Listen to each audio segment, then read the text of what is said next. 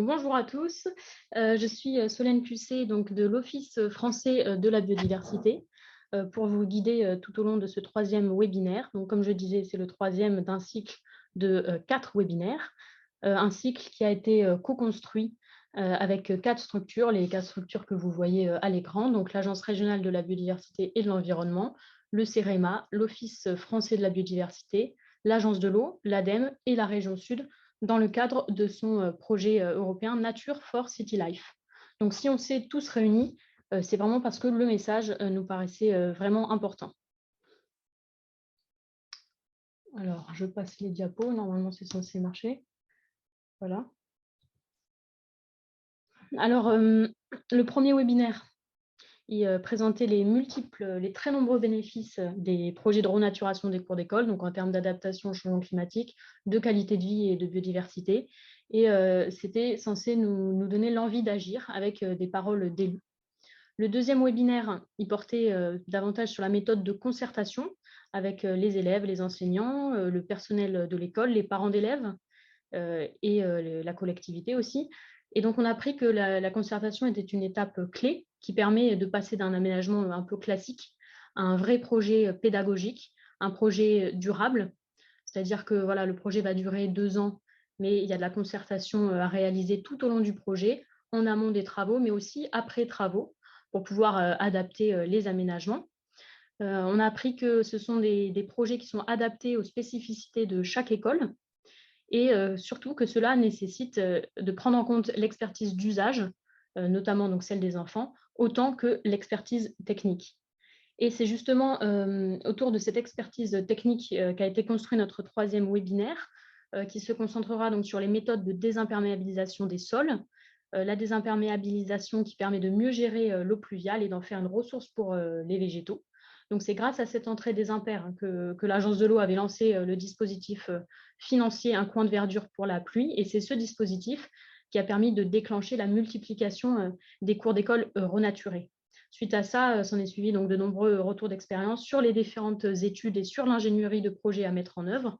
Et donc, c'est ce qu'on va aborder aujourd'hui, sans aller jusqu'au choix des matériaux et au choix des végétaux, qui seront l'objet du quatrième et dernier webinaire. Alors, avec nous, j'ai l'honneur d'accueillir parmi les meilleurs experts de la désimperméabilisation de la région. Alors, on a François Robéry de l'Agence de l'eau Rhône-Méditerranée-Corse, Nicolas Ouépierre de l'Agence régionale de la biodiversité et de l'environnement et Fabien Christin du bureau d'études CEREG. Donc, on a un peu moins d'intervenants que lors des précédents webinaires. Ils auront un peu plus de temps pour développer leurs propos, tout en respectant bien le timing qui leur est imposé. Vos micros, ils sont coupés par défaut. Les replays et les présentations seront disponibles sur le site de l'Agence régionale de la biodiversité et sur le site du Nature for City Life. Et enfin, vous pouvez, comme d'habitude, poser vos questions sur le chat. On y répondra au fur et à mesure. Et surtout, à la fin, il y aura évidemment un temps dédié. Alors, je vais de suite donner la parole à François Robéry, qui fera aussi une intervention à 2 voix, en fait, avec Nicolas, sur un peu les réflexes et les grands principes et les points de vigilance que les maîtres d'ouvrage doivent avoir en tête avant de se lancer dans ce genre de projet. Alors François, c'est à toi.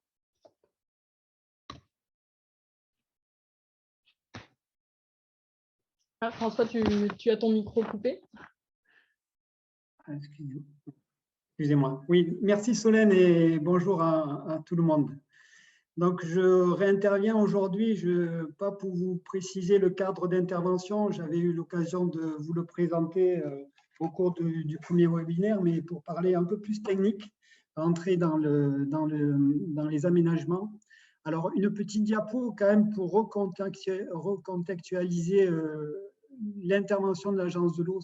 Donc, l'Agence de l'eau n'a pas de compétences particulières au niveau des établissements d'enseignement. Nous, notre métier, c'est le sujet de l'eau, du bon état des eaux. On n'a pas de financement, notamment non plus dédié du ministère de l'enseignement pour intervenir dans les cours d'école. Si on intervient au niveau des cours d'école, c'est dans le cadre de l'application de notre programme et c'est en mobilisant des financements sur des lignes assainissement. Donc ça, c'est important que vous l'ayez bien en tête parce que En fait, cela explique un peu les exigences techniques que l'on peut avoir au niveau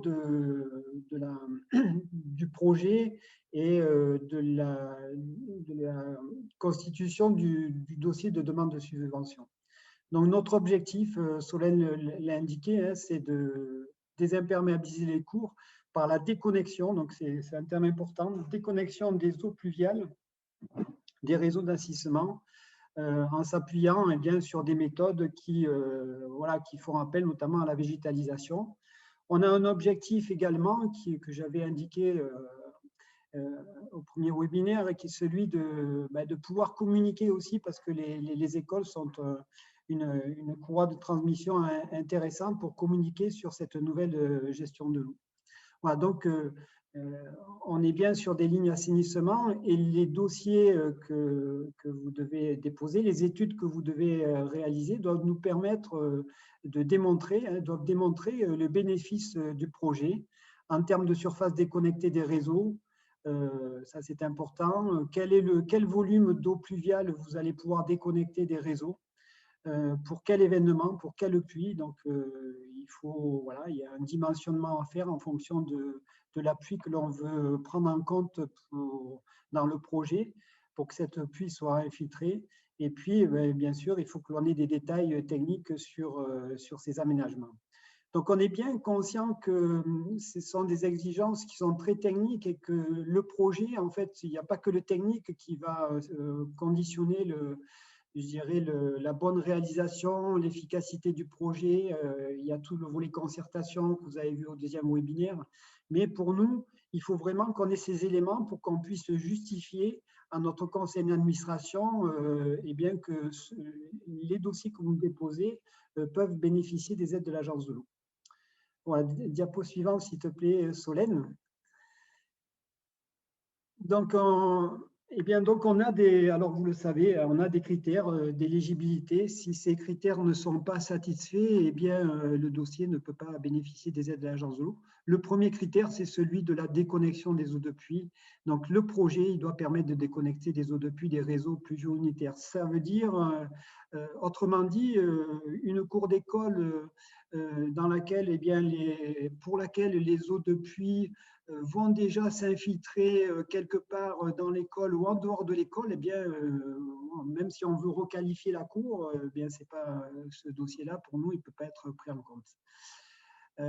On a donc précisé, alors ça c'est venu, je dirais, au fil suite à l'appel à projet.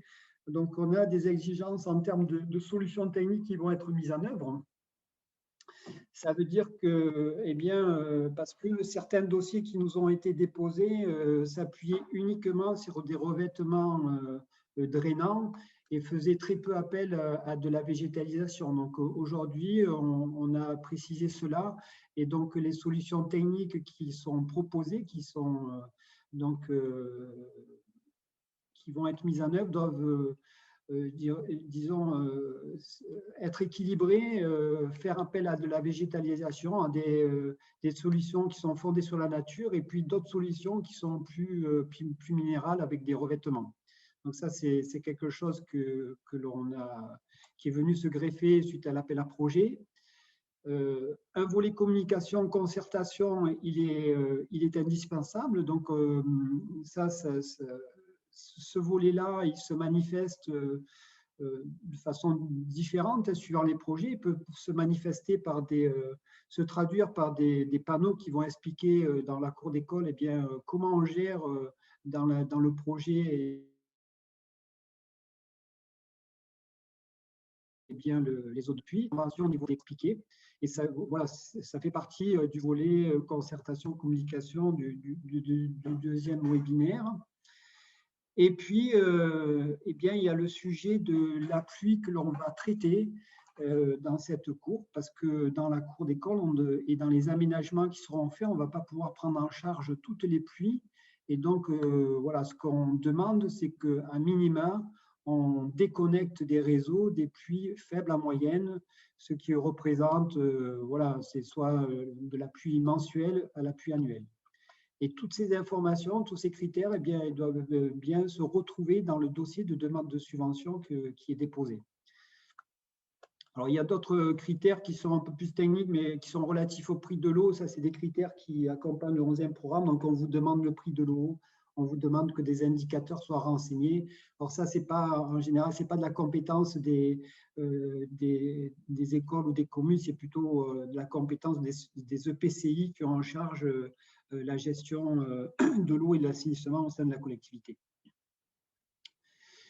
J'en viens au contenu du dossier technique. Donc, c'est un dossier technique et donc, dans ce dossier, on doit retrouver tout un ensemble d'informations qui nous permettent d'apprécier l'éligibilité de dossier et puis qui nous permettent de bien vérifier qu'on va déconnecter des eaux de pluie. Donc, parmi ces éléments techniques, il faut qu'il y ait un état des lieux de l'école avant travaux. Comment sont gérées les eaux pluviales dans l'établissement, alors dans la cour, mais ça peut être aussi au niveau des toitures des bâtiments. Quelle est la proportion des surfaces perméables, des surfaces imperméables? Parce que justement, on va après calculer notre aide sur la base de la surface qui est désimperméabilisée, déconnectée du réseau, donc il faut que l'on ait ces informations.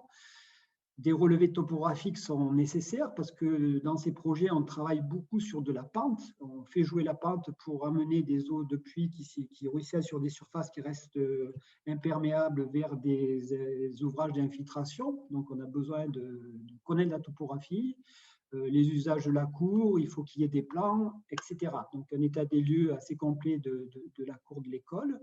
Il faut engager des études ciblées pour concevoir le projet.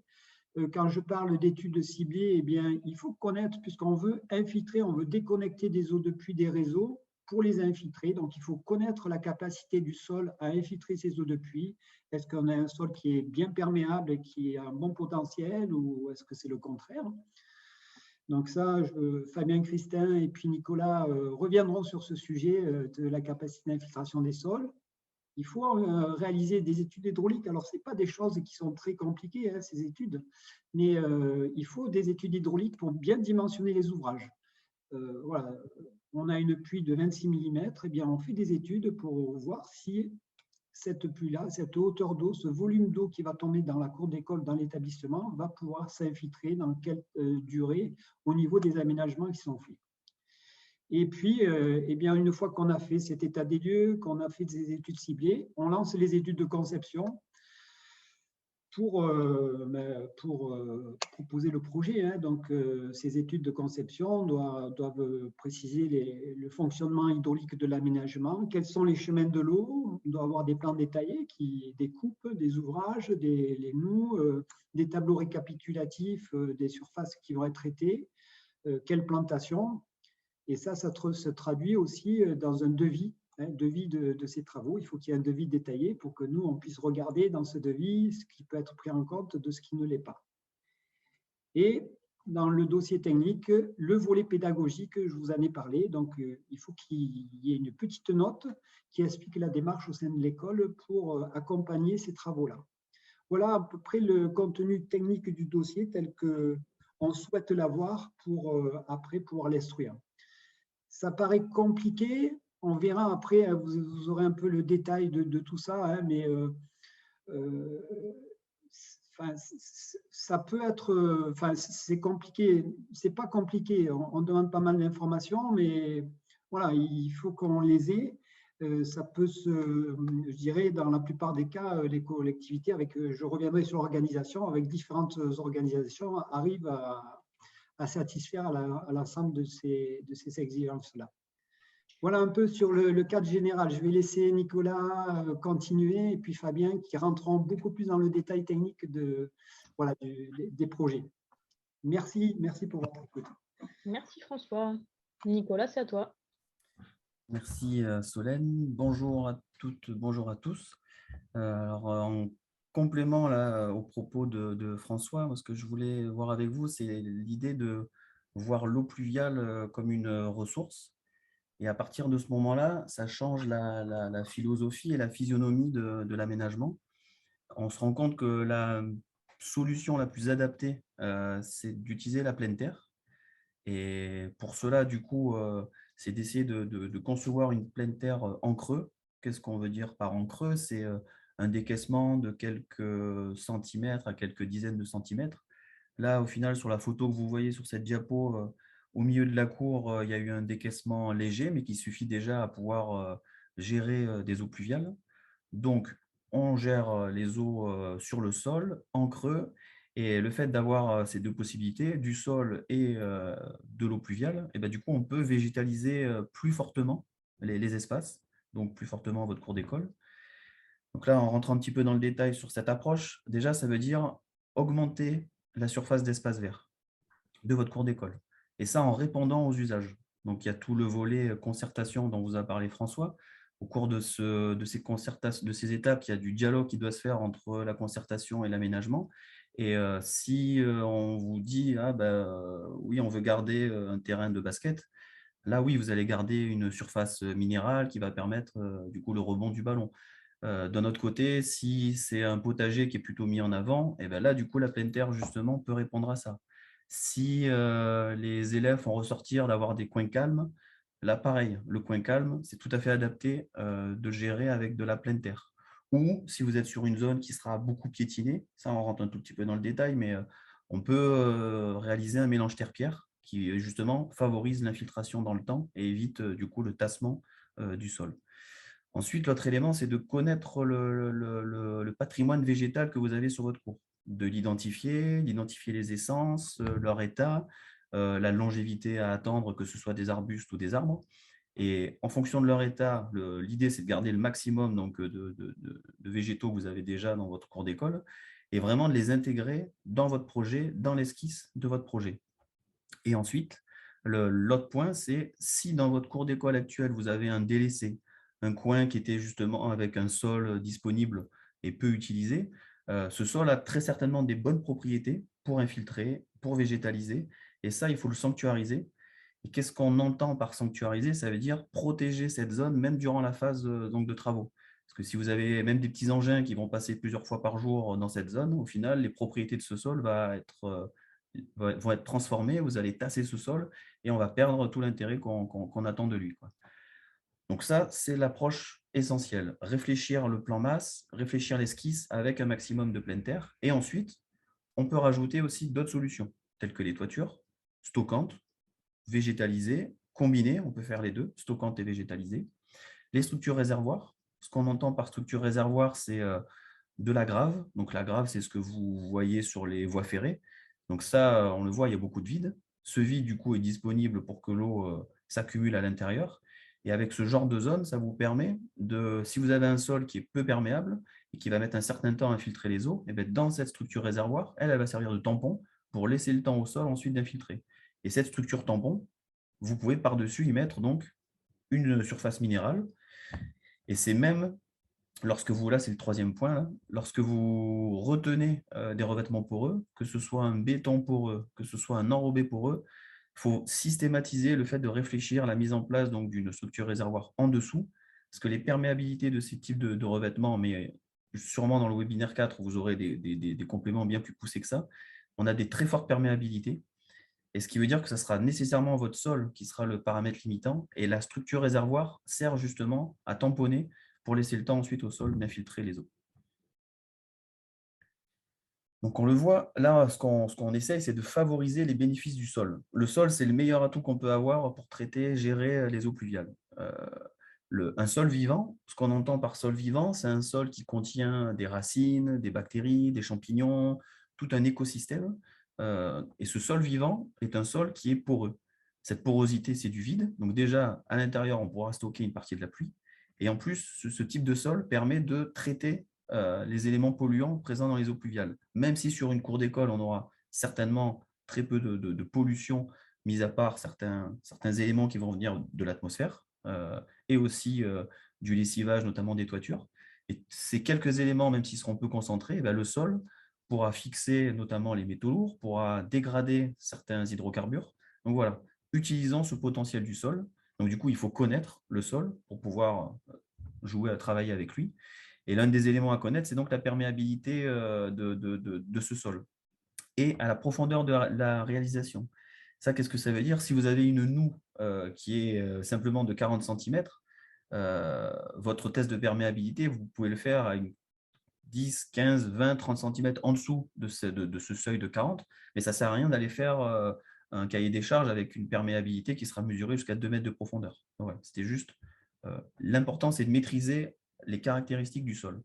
Et vu qu'on infiltre donc des eaux dans le sol, il y a une autre composante qu'il faut quand même bien maîtriser, c'est le sous-sol. Ça, pour cela, donc, ce sont les études géotechniques qui permettent de donner des éléments de réponse. Déjà, savoir, est-ce que vous avez une nappe en dessous de votre école? Si oui, à quelle profondeur? Attention, il y a un garde-fou à avoir en tête, c'est qu'il faut 1 mètre de sol non saturé en eau entre le fond de votre ouvrage et le haut de la nappe.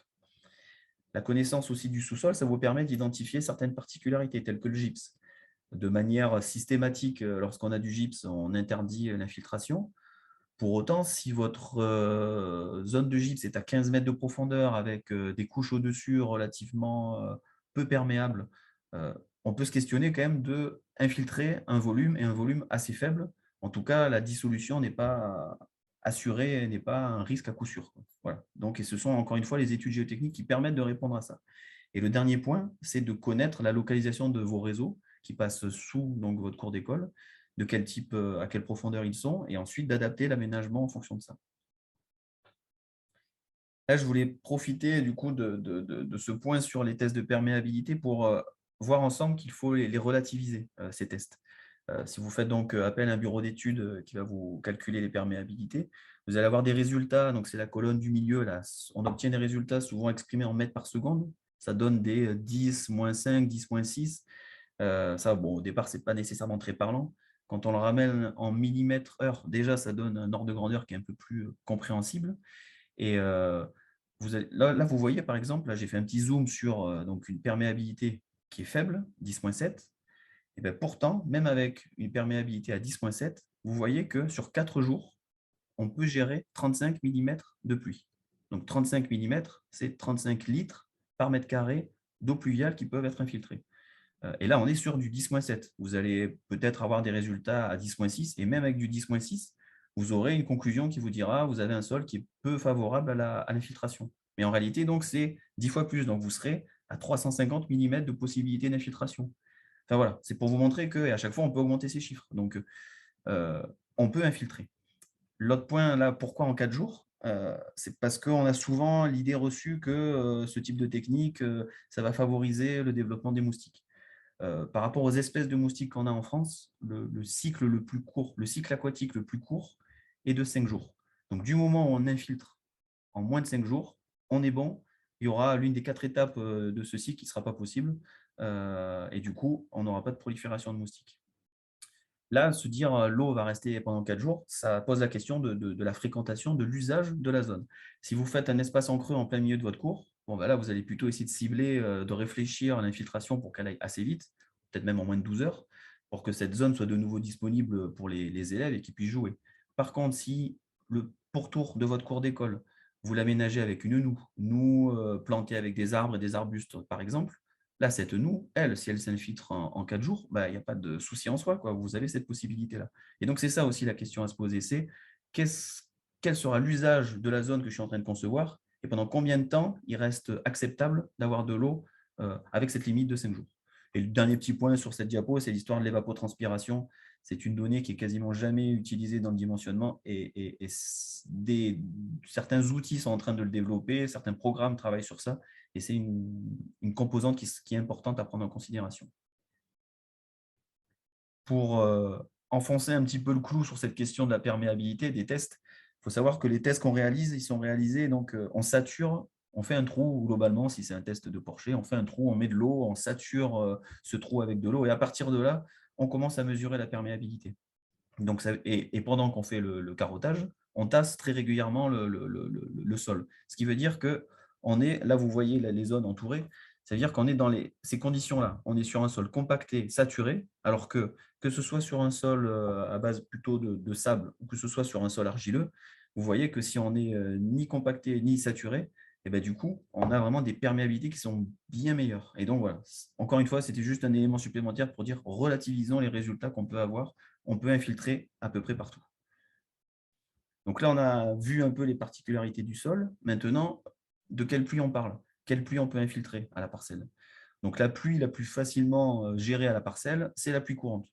Qu'est-ce qu'on entend par pluie courante? C'est à peu près partout en France, 10 mm sur 24 heures, ça correspond à une pluie mensuelle.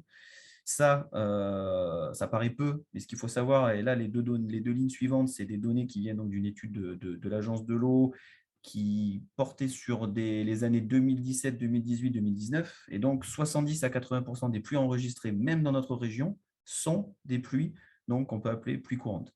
Et ça correspond, après, si on parle de volume, en quantité de pluie, ça correspond à 20 à 30% de la pluie qui tombe. Mais du coup, si déjà ça, on le gère, et si ça se gère facilement, ben, c'est déjà ça de gagner. Et même pour des petites pluies de ce type, eh ben, on peut déjà avoir des problèmes sur les réseaux. Donc, encore une fois, c'est un axe à travailler. Ensuite, on peut se donner un peu plus d'ambition sur le projet et essayer de réfléchir la pluie annuelle à la pluie décennale. Qu'est-ce qu'on entend par pluie annuelle? Donc, là, je vous donne des chiffres qui sont associés à Marseille avec un calcul fait à base du coefficient de Montana. Ça doit parler à ceux qui sont un peu plus dans le technique. Mais voilà, une pluie annuelle, 1 heure, c'est 25 mm. Si on la réfléchit sur 2 heures, c'est 36 mm. Et sur la carte de France, là, vous voyez dans notre région, là, ça correspond aux pluies décennales 1 heure. Et donc, chez nous, on est entre 40 et 65 mm de pluie sur 1 heure. Donc ça, voilà, ça vous donne une idée des quantités d'eau qu'on va devoir mobiliser et ensuite à concevoir un aménagement qui réponde à ça. Et les bénéfices d'aller sur des pluies un peu plus importantes, c'est déjà, on déconnecte plus d'eau, donc moins de problèmes encore associés au réseau. On va favoriser l'inertie hydrique. Donc, le sol sous votre cours d'école aura pendant plus de temps de l'eau, même après un orage important. Et si on est dans une phase de sécheresse, si l'eau reste disponible pendant 1, 2, 3 semaines, c'est toujours ça de gagner. Et c'est ça qui permettra au végétal de continuer à évapotranspirer, donc de créer de la fraîcheur. Et aussi, quand on réfléchit pluie un peu plus importante, on rentre dans le côté utilisation des eaux pluviales. Et ça peut être une cuve, ça peut être de la grave entourée avec une géomembrane. Enfin, les possibilités existent. Et ça veut dire que vous pouvez concevoir des zones à arroser avec un stockage qui se fera grâce aux eaux de pluie. C'est une eau gratuite, l'eau de pluie, autant l'utiliser en plus. Et le dernier point, c'est juste que là, on va un peu au-delà, mais du moment où on réfléchit la pluie, c'est aussi important de maîtriser ce qui se passe pendant la pluie forte et la pluie exceptionnelle, de comprendre les cheminements de l'eau et de favoriser la transparence hydraulique de votre cours, de votre bâtiment. Ouais, Solène, si tu... Ouais, super, merci. Et donc là, c'est ma dernière diapo. Tous ces différents messages, ça amène à quoi? Ça amène à essayer de maximiser la surface d'infiltration et minimiser l'impluvium. Donc, qu'est-ce qu'on appelle impluvium? Un impluvium, un autre nom, c'est le facteur de charge. En fait, c'est la surface collectée sur la surface d'infiltration. Pour aller donc vers un aménagement vertueux, l'idée, c'est de pousser au maximum ce qu'on appelle le coefficient de pleine terre. Vous avez votre plan masse, sur cette surface de votre cours, aller au maximum de ce que vous pouvez imaginer, de ce que vous pouvez mettre en œuvre en termes de coefficient de pleine terre. Et du coup, ça veut dire on réfléchit autrement à l'aménagement. On n'est plus à se dire, sur ma cour, je mobilise tant de volume de pluie, ça donne tel volume, ce volume, ok, je réfléchis presque comme un cube, un seul bloc, et je crée un grand bassin qui gérera ça. C'est justement l'opposé maintenant qu'il faut faire. Il faut réfléchir la pluie en l'étalant au maximum, en la gérant à la surface, avec quand même des zones avec du volume, cette histoire de créer des espaces en creux, mais en tout cas de plus réfléchir avec un ouvrage unique. Et par rapport à la question de l'impluvium, le fait d'être le plus proche de 1, ça veut dire qu'on a très peu de surface collectée pour une grande surface d'infiltration. Ça, sur une cour d'école, ça implique quoi? Plutôt que de prendre votre cour en un seul bloc, vous la découpez en plein de petits bassins versants, en plein de petites surfaces. Chacune de ces surfaces, vous réfléchissez, est-ce que je peux mettre une fosse de plantation d'arbres? Est-ce que je peux mettre des arbustes? Est-ce que je peux mettre simplement de la pleine terre? Et là, du coup, ça veut dire augmenter justement cette proportion de zones où on pourra infiltrer par rapport à la zone qu'on collecte. Plus donc on aura une petite surface collectée, plus ça veut dire que le volume de pluie à mobiliser sera faible. Et donc, on pourra infiltrer facilement, même avec une perméabilité, comme je vous ai dit, à 10-6, vous n'aurez pas de problème et vous pourrez concevoir des aménagements, même si la conclusion de l'étude vous dit non, c'est peu favorable à l'infiltration. Et le dernier point, une petite surface collectée veut dire peu de pollution, parce que du coup, la goutte d'eau, elle se charge durant son trajet sur une surface, et plus son trajet est court, moins elle se pollue. Merci. Merci Nicolas, merci d'avoir fait concis. Il y a quelques questions pour Nicolas et François. François, je te laisse terminer pour l'organisation des études. Hop, tu n'as pas ton micro.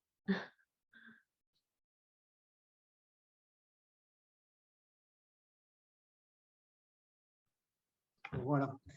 Donc, on a regardé un peu quelle était l'organisation, comment s'étaient organisées les collectivités qui ont déposé des dossiers, les communes qui ont déposé des dossiers depuis l'appel à projet en 2019. Donc, on a un échantillon d'environ une petite soixantaine de dossiers. Voilà. Et donc, on les a classés en fonction un peu voilà, du type d'organisation. Ce que l'on retient de cette analyse, première chose, c'est que les projets dont on parle sont des projets qui sont transversaux, qui font appel à des compétences qui sont multiples, voilà, des compétences de paysagiste, d'hydraulique, aménagement, VRD.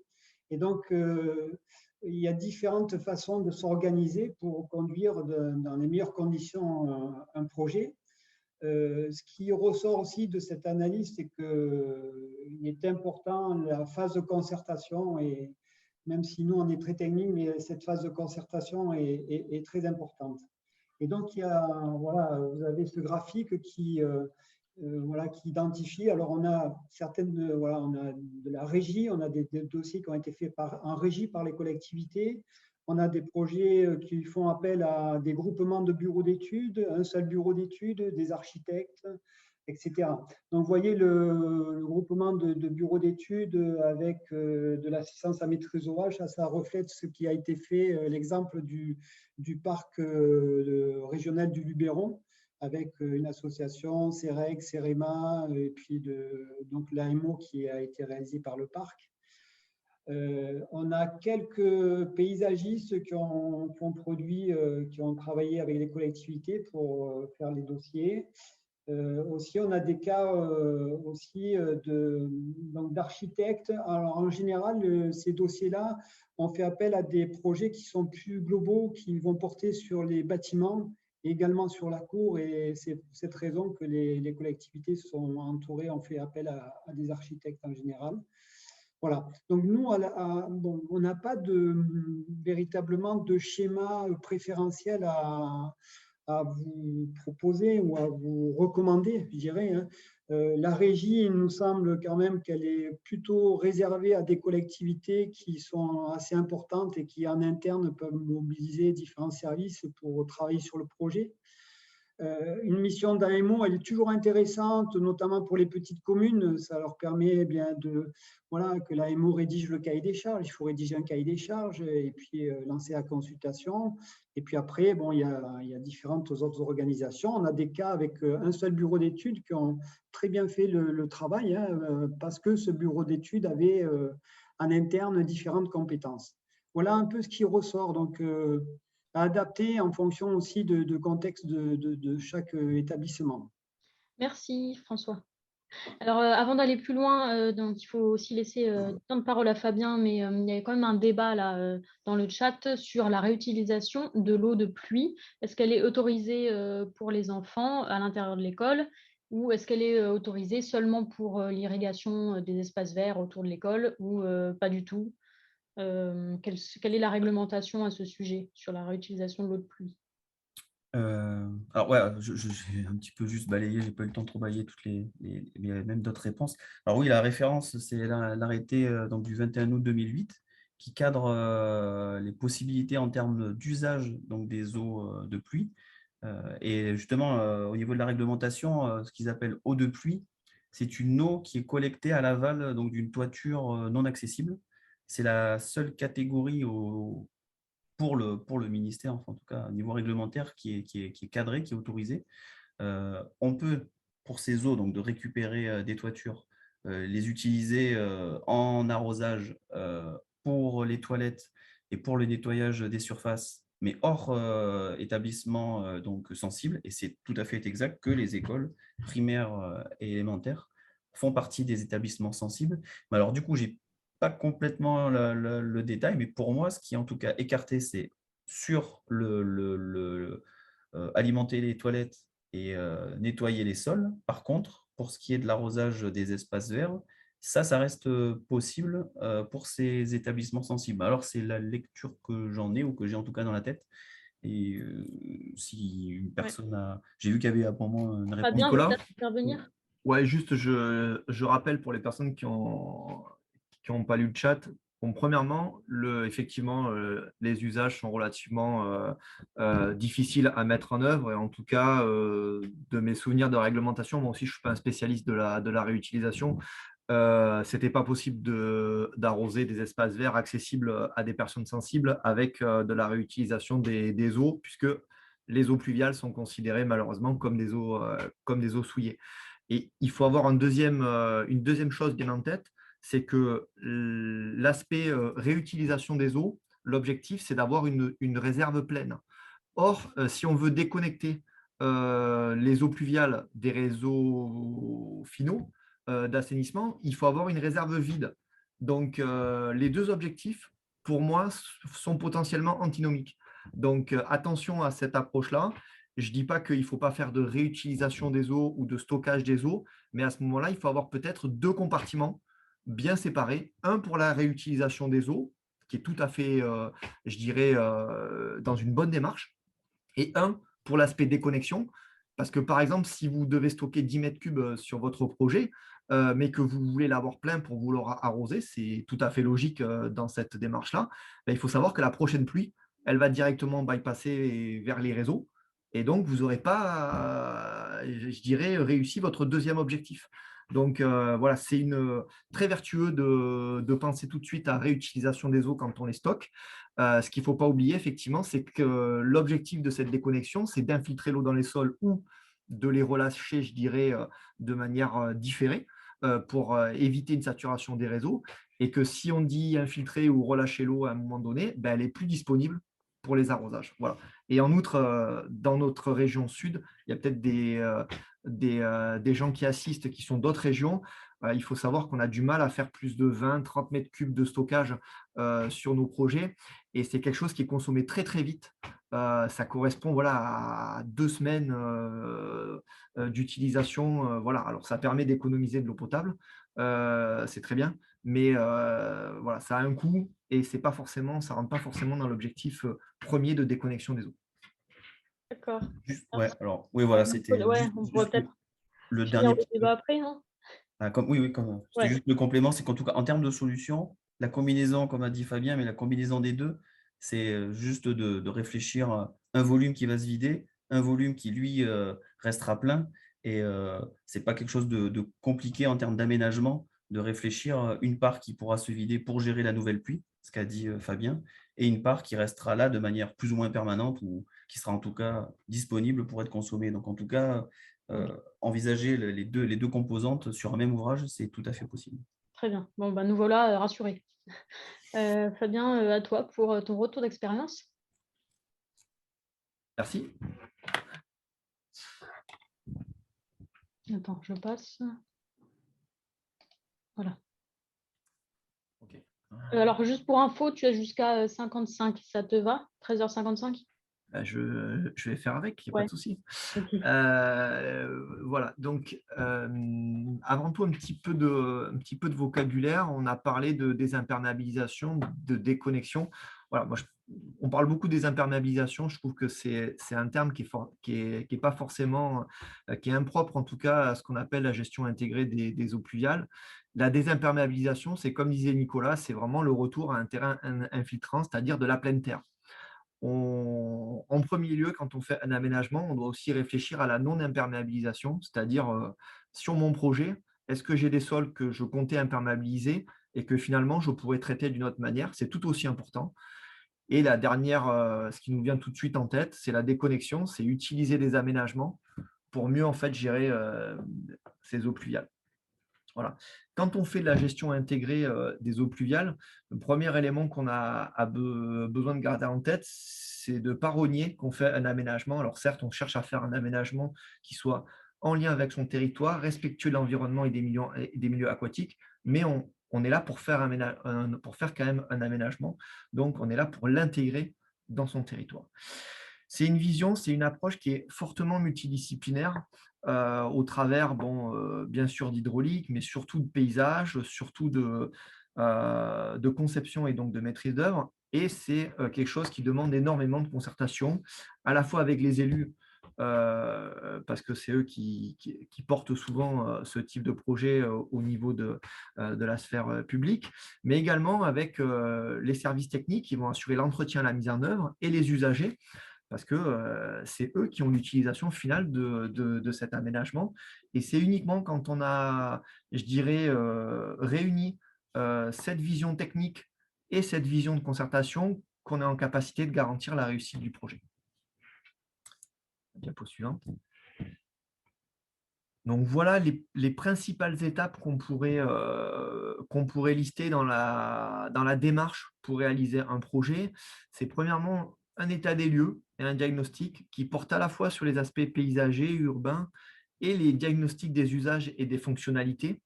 Voilà. Et la première chose qu'on a à faire, c'est d'identifier les points noirs, les sources d'inconfort de notre usage, et notamment sur les cours d'école. La deuxième étape, c'est les scénarios d'aménagement. Donc, c'est à partir d'une concertation et des enjeux qu'on aura définis, qu'ils soient en termes de milieu, en termes de paysage, de biodiversité, qu'on va définir des schémas d'intention, qu'on va pouvoir aller vers un projet et qu'on va essayer de définir et de classer les scénarios en fonction de gains par domaine d'expertise, notamment les enjeux confort climatique, etc., mais beaucoup d'autres domaines. Et ensuite, la dernière phase, c'est la mise en œuvre opérationnelle, c'est la finalisation du projet, les demandes de subvention, puis la réalisation en soi. Voilà. Et là, il faut avoir, je dirais, un certain équilibre entre finalement des aspects sociaux, enfin technico-économiques, mais également qui répondent aux attentes des acteurs. Si on a un projet qui est trop cher, il ne sera pas mis en œuvre. Donc voilà, des fois, il faut trouver l'équilibre entre ces éléments. La phase 1 d'état des lieux et diagnostic, voilà, bon, là, on a l'exemple d'un groupe scolaire sur la commune de Vendargues, qui est une étude qui est en cours à l'heure actuelle, où on a effectué ce diagnostic. Donc, on a regardé au niveau du site d'étude quels étaient les éléments quels étaient les arbres remarquables qui restaient présents, quels étaient l'état des revêtements de sol, quels étaient les secteurs qui étaient encore en pleine terre, et quels étaient les usages qui étaient faits sur ces terrains, les usages actuels, et puis surtout les usages que souhaitaient les enseignants, les élèves, mais également aussi peut-être l'équipe municipale. Deuxièmement, on a apporté un diagnostic hydraulique. Est-ce qu'on a des réseaux sur le secteur? Quels sont les désordres? Est-ce que ça fonctionne bien? On a regardé la topographie. Quelles étaient les choses qu'on allait pouvoir faire?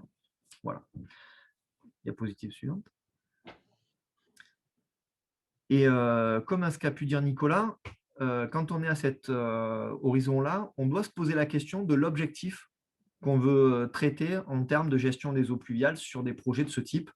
Et notamment, on essaye de le raccrocher à des niveaux de service. Donc, un niveau de service, c'est en fait quelles sont les pluies. Mon aménagement, il va venir répondre à quel type de pluie. Est-ce qu'on est plutôt des pluies faibles, inférieures à 10 mm, ou est-ce qu'on est sur des pluies un peu plus rares, moyennes ou fortes, entre 10 et 25 mm ou entre 25 et 50 mm? Voilà. Généralement, le niveau d'ambition pour ces projets de déconnexion, c'est plutôt des pluies faibles ou des pluies moyennes, c'est-à-dire grosso modo inférieures à 25 mm. Par exemple, sur Marseille, c'est à peu près une pluie qui se produit en moyenne une fois par an et qui dure 1 heure. Voilà, donc c'est quand même relativement une pluie quand même conséquente. Et puis derrière, la gestion des ruissellements et les pluies exceptionnelles, on le regarde en termes de risque pour les usagers, mais ce n'est pas un objectif de déconnecter des eaux pluviales pour ces pluies beaucoup plus rares. La deuxième étude technique qu'on mène dans cette phase d'état des lieux, quand on a défini les objectifs, c'est on fait les études de sol et notamment les tests d'infiltration. Alors, il y en a plusieurs qui existent.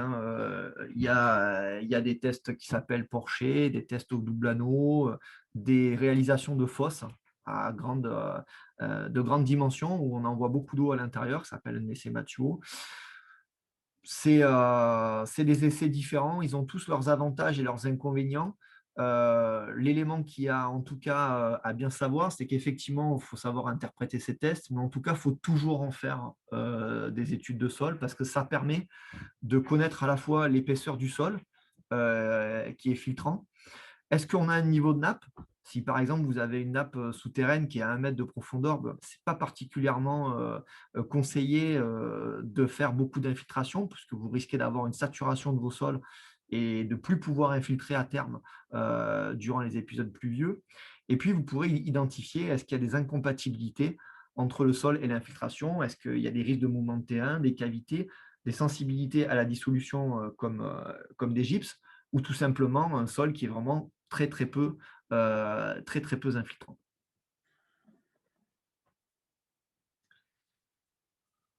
Au niveau des scénarios d'aménagement, il faut répondre, et une des premières réponses est de répondre aux attentes des usagers. C'est le premier élément qui a à voir. L'objectif premier de tous ces projets de déconnexion, ce n'est pas une déconnexion hydraulique. Bien sûr, elle est favorisée par les aides aujourd'hui de l'Agence de l'eau, mais c'est avant tout une réponse aux inconforts des usagers et notamment sur les cours d'école. Donc l'objectif, c'est de répondre en termes de confort climatique, d'ombrage sur nos cours et de répondre à 2 niveaux pédagogiques, au niveau de la biodiversité, en mettant en place des carrés potagers, des espaces verts, mais également des espaces ludiques et de la pédagogie autour du sensoriel, avec du mobilier, avec des espaces moteurs, etc.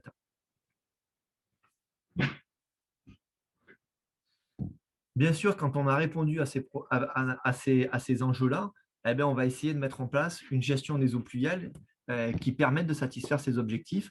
On va essayer de multiplier les ouvrages. Donc, l'objectif, si c'est d'infiltrer, ce n'est pas de concentrer toutes les eaux à un endroit donné parce qu'on aura du mal à infiltrer. C'est plutôt de disséminer plusieurs ouvrages d'infiltration à l'intérieur de notre projet pour essayer de multiplier finalement les solutions d'infiltration. Parce que l'infiltration, elle est très variable sur un terrain. Elle peut être très bonne d'un côté et relativement moyenne de l'autre. Donc, si on multiplie les chances d'infiltrer, on a plus de possibilités. Et on le traitera avec des revêtements drainants. On aura des structures de collecte qui pourront être des jardins de pluie, arbustifs, herbacés, ou des pieds d'arbres qui sont végétalisés, comme on peut le voir sur l'image, avec donc un pied d'arbre qui sert à la collecte d'une partie des eaux pluviales de cette placette. Et voilà, comme je le disais, comme on a pu échanger, la réutilisation des eaux pluviales, c'est une réponse très partielle aux besoins. En tout cas, ce n'est pas l'objectif premier de la déconnexion. On peut concevoir de la réutilisation, mais c'est un objectif, je dirais, à côté du processus de déconnexion. Et puis ensuite, dans la phase 3, on s'oriente derrière vers la mise en œuvre opérationnelle. Et pour aider ça, on finalise des plans masse. Donc là, vous avez l'exemple de l'école de Vendargue qu'on va revoir en animation 3D dans quelques secondes. Et puis, on fait des coupes, on définit des éléments et on aboutit au chiffrage pour permettre de savoir si on est en adéquation entre les budgets qui sont disponibles et puis les objectifs qu'on s'est fixés. Voilà, donc là, vous allez voir une animation 3D donc, de l'école à Vendargue qu'on est en train de réaliser. Donc, vous voyez, on a fait le diagnostic entre les surfaces perméables et les surfaces imperméables. Donc, dans le cadre de l'état des lieux, on a défini quelles étaient les contraintes, notamment les accès pompiers, etc. Puis, on a essayé de mettre en place le plan masse en déterminant un peu les usages qu'on allait donner. Donc, il y avait des espaces de jeu qui étaient demandés, il y avait des pergolas végétalisés, il y avait un potager qui était demandé.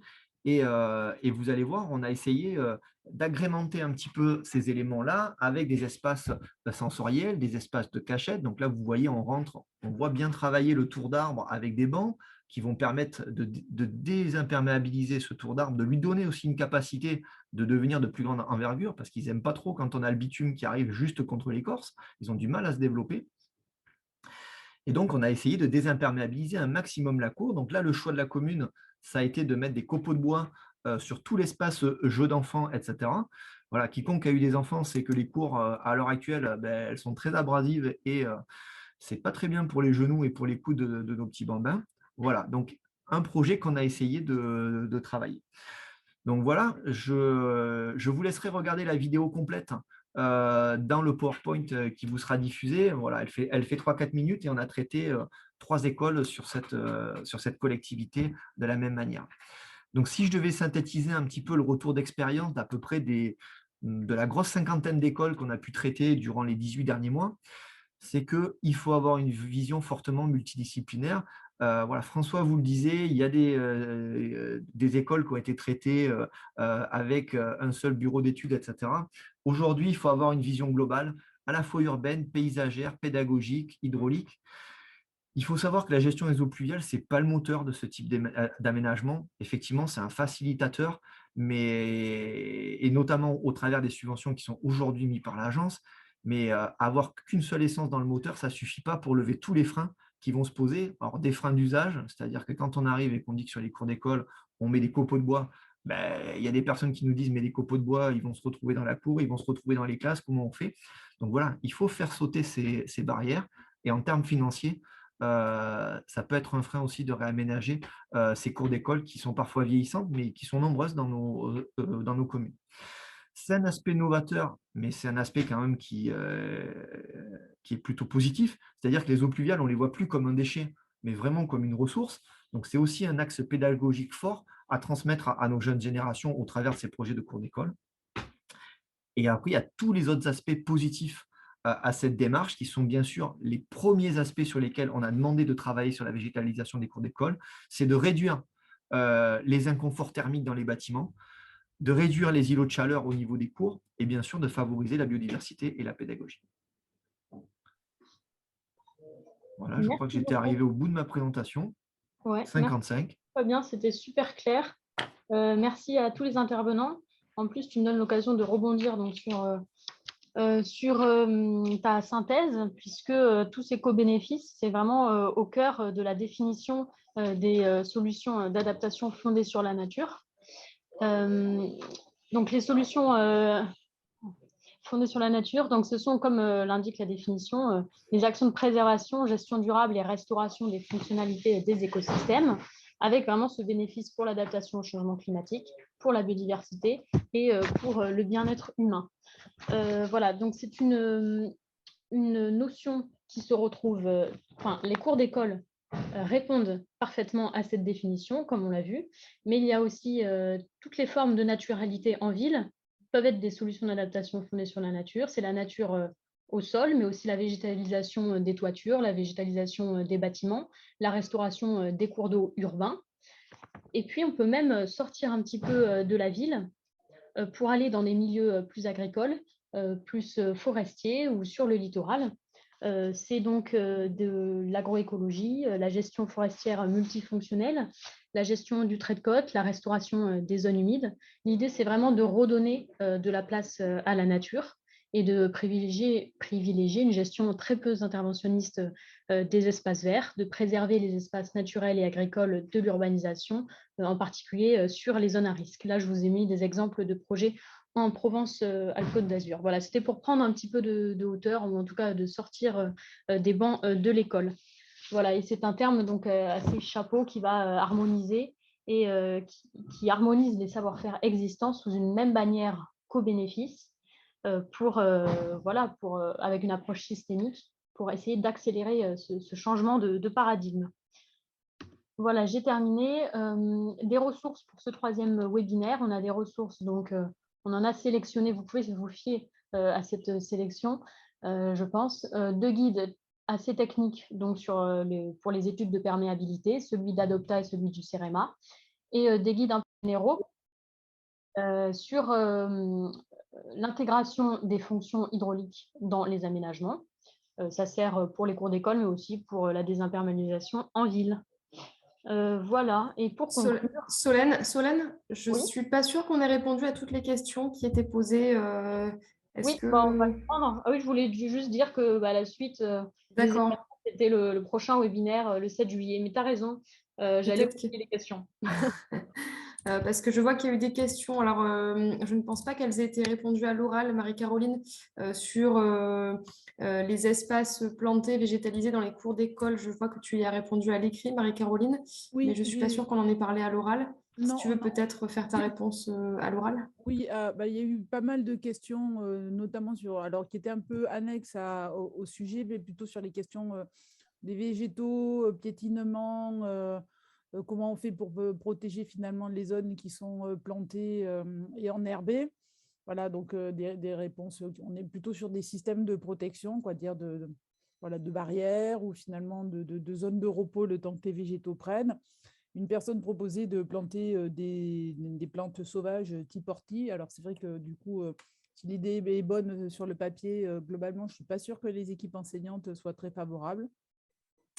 Du coup, après, il y avait une question en disant mais pourquoi faut favoriser les espèces exotiques? Mais du coup, je n'ai pas très bien compris le lien, puisque globalement, dans les projets de renaturation des cours d'école, on est plutôt sur de l'installation de végétaux type végétal local, donc qui soient adaptés au climat. Et ça sera, je pense, le point qui sera fortement développé. Il y a eu également des échanges sur la question faut-il un écologue dans l'équipe de conception?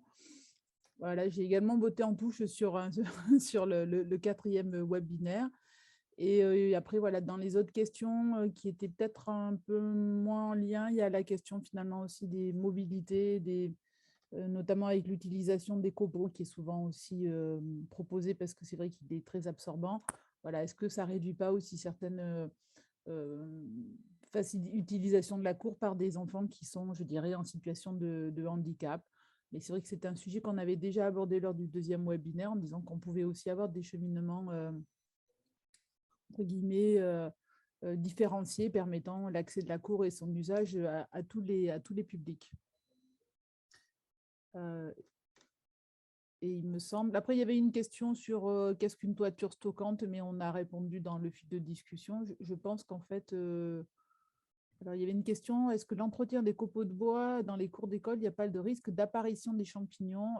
Alors, globalement, des retours d'expérience qu'on a actuellement, non. Et c'est vrai que l'utilisation des copeaux de bois, ça fait quand même, je dirais maintenant, une bonne dizaine d'années que plein de collectivités l'utilisent, pas que dans des cours d'école, mais aussi dans beaucoup d'espaces publics. Voilà, comme ce sont quand même des lieux qui font l'objet de piétinement, le champignon a pas obligatoirement le temps de pousser entre les copeaux de bois, ou alors peut-être durant la période de confinement, s'il a beaucoup plu, que c'est vrai que ça peut être un substrat favorable. Mais globalement, en tout cas, de tous les retours d'expérience qu'on a eu là-dessus, on ne nous a jamais fait remonter cette question, je dirais, voilà, de risque d'apparition de champignons. Mais il y a quand même aussi pas mal de règles aussi sur la nature des copeaux, la taille des copeaux. Voilà, tout ça, c'est aussi en termes de trouver, je dirais, la bonne échelle. Juste, voilà. il y Et c'est avait vrai que eu… quelqu'un indiquait que les copeaux de bois sont normés. Hein, et c'est vrai qu'il y a aussi des villes qui se posent la question finalement de faire labelliser leurs broyats pour pouvoir les utiliser selon la norme en question. Ce qui est le cas, par exemple, de la ville de Marseille, où ils réfléchissent à faire normer leurs copeaux pour pouvoir les utiliser dans tous les espaces publics. Nicolas, tu voulais réagir? Oui, on en a un petit peu discuté et ça a même ouvert un débat, là, l'usage de l'eau pour l'arrosage. Il y avait une question, du coup, quelle solution technique? Moi, j'imagine que il faut aussi des fois pas nécessairement réfléchir une cuve avec une pompe. En termes d'usage des eaux pluviales, vous pouvez, par exemple, si vous avez un bosquet, si vous avez une fosse de plantation d'arbres, entourer cette solution, cette fosse avec un mélange à base de graves, vous étanchéifiez en dessous, soit c'est déjà presque étanche avec énormément d'argile, soit vous mettez une géomembrane. Et en fait, cette eau sera disponible pour le système racinaire des plantes. Elles vont aller se développer pour aller récupérer cette eau. Et c'est des possibilités. J'avoue que ça, c'est un peu c'est pas ce qui est fait. On est un peu dans de l'expérimentation. Sur des sujets comme cela, moi, j'ai échangé avec le Grand Lyon, avec Hervé Caltran. On a une discussion de ce type. Et eux, ils sont en train d'expérimenter justement ce type d'idées. Donc moi, j'espère que dans notre région, on mettra en œuvre un peu ces choses-là. Et eux, ils ont même pris de l'avance et ils sont en train de le concevoir. Donc voilà, l'usage de l'eau pluviale, ça peut aussi être tout simplement se dire, on crée des zones où en fait l'eau restera un petit peu plus longtemps. Et même si je suis d'accord avec Fabien, dans notre région, ça restera peut-être peu disponible en termes de durée, mais c'est quand même tout ça de gagner. Et là, on vit une sécheresse très tôt dans la saison. Il y a beaucoup de départements qui sont en arrêté sécheresse. Le futur, c'est ce qui nous attend. Donc, en fait, toute conception qui, dès aujourd'hui, est réfléchie et se dire que, bah oui, un litre d'eau, c'est un litre d'eau au final. Et quand même, tout aménagement, quand on va multiplier toutes ces solutions possibles, ça sera vertueux pour demain. Et les essences d'arbres, même si elles sont réfléchies, que ce soit arbre-arbuste, adaptées au climat méditerranéen, avec peu ou pas trop de phénomènes d'évapotranspiration, résistant à la sécheresse, ça sera quand même bien qu'ils aient la possibilité de piocher un petit peu d'eau à droite à gauche quand ils en trouvent. Donc, enfin voilà, c'est juste pour dire que des solutions techniques, on peut discuter. On pourrait discuter avec Marine, Jacques. Pardonnez, excusez-moi, je n'ai pas le nom qui s'affiche en entier. Mais voilà, on peut discuter de tout ça. Merci beaucoup.